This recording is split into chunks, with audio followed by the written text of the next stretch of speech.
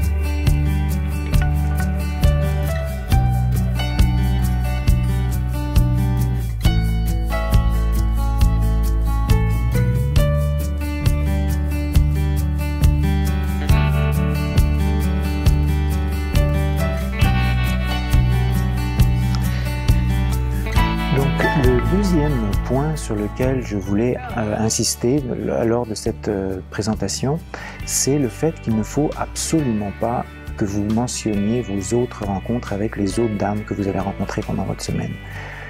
Je comprends que ça relève un petit peu du mensonge, mais c'est carrément un point où je vais vous conseiller très clairement de mentir et de ne absolument pas mentionner à aucun moment que vous allez rencontrer d'autres femmes ou que vous avez déjà rencontré d'autres femmes. C'est une erreur qui est absolument rédhibitoire et qui peut vous coûter tout simplement l'accès à une deuxième rencontre avec une femme que vous appréciez particulièrement. Donc, j'ai vu le cas hier, notamment avec mon client qui se vantait de toujours dire la vérité.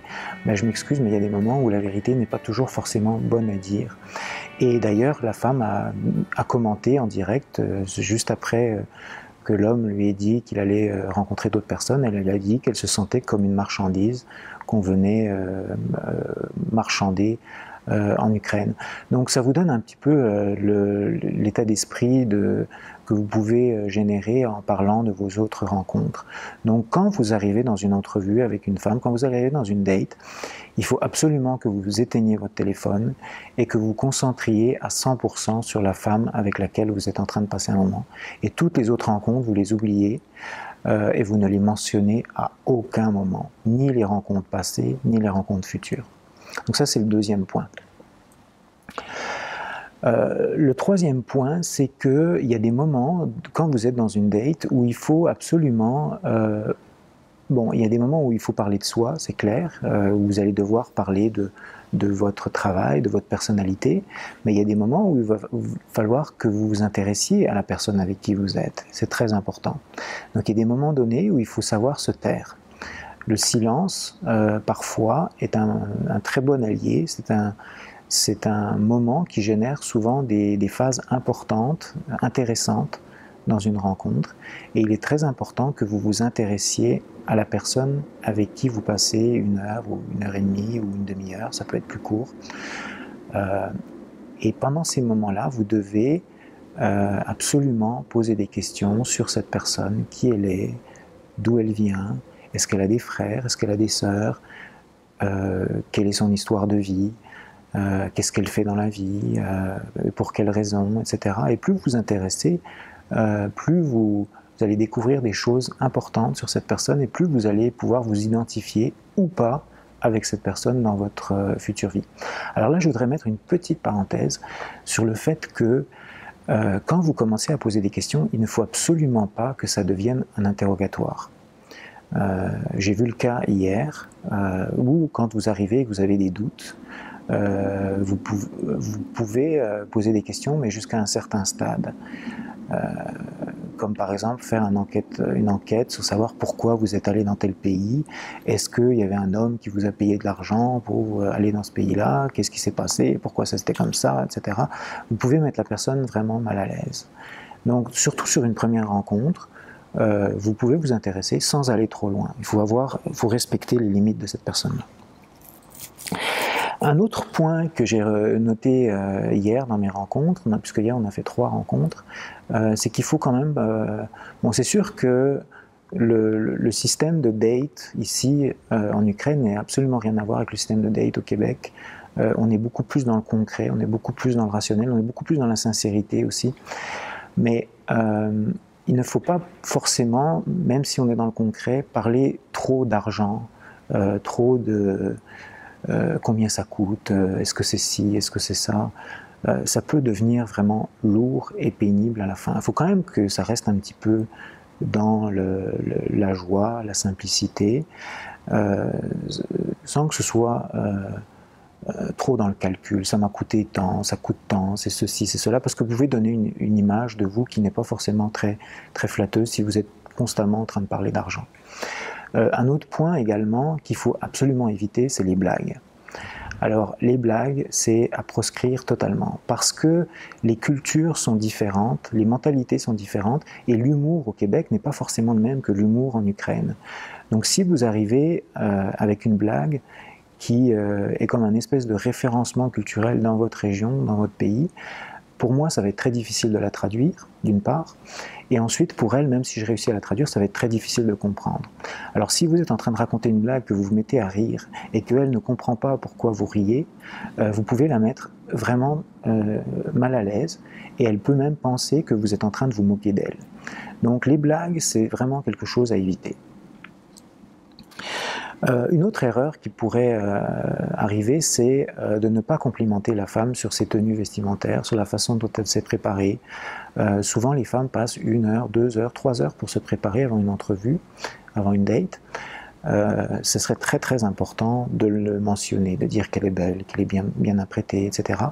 Et de la même manière, c'est très important pour vous de ne pas arriver en jeans déchirés, de ne pas arriver avec des chaussures sales, ou alors avec une barbe mal organisée ou mal peignée. Je veux dire, c'est un manque de respect pour la personne si vous n'arrivez pas de façon très bien apprêtée, beaucoup mieux que vous le feriez au Québec. Pour eux, ici, sur le plan culturel, c'est très très très important.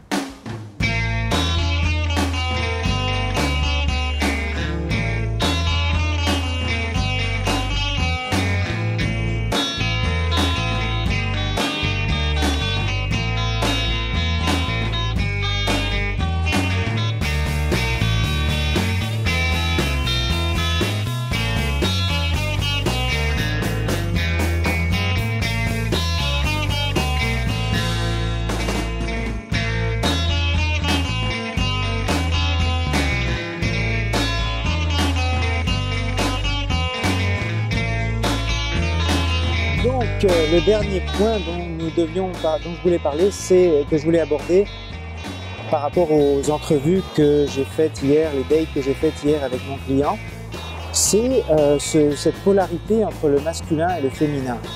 Donc j'expliquais qu'au départ, quand nous sommes arrivés au restaurant, l'homme, qui est un homme d'affaires, qui a l'habitude de commander, qui est une personne très autoritaire, a mis en place le